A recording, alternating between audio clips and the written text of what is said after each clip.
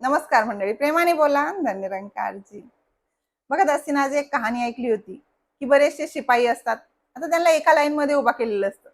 त्यात जो सगळ्यात पुढे उभा राहणारा जो शिपाई असतो ना, त्याच्या मनामध्ये कुठेतरी गर्व अहंकार येतो की माझं कर्तृत्व तेवढं छान आहे, श्रेष्ठ आहे, किंवा माझी पर्सनॅलिटी तेवढी छान आहे म्हणून मला सगळ्यात पुढे उभा केले.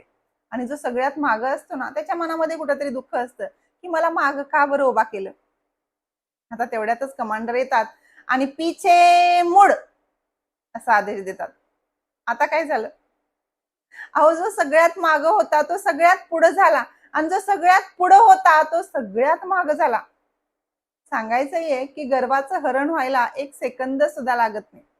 त्यामुळे जे आहे ते या भगवंताच्या मर्जीचंच आहे, या भगवंताच्या इच्छेनंच आहे. आणि त्याचा कुठेतरी मला गर्व अहंकार करायचा नाही असं जर मला अगोदरच कळालं तर या गोष्टीची मला काहीच फरक पडत नाही. मी माग काय पुढं काय, का तर कुठेतरी जागेनं नुसतं पुढं असून मी कर्मानं शुद्ध होणार नाही. का तर मी पुढे का मागे हे मला सुद्धा माहित नाही जितकं त्याला माहिती आहे. भगवंताला प्रेमाने बोला, धन्यरंकार.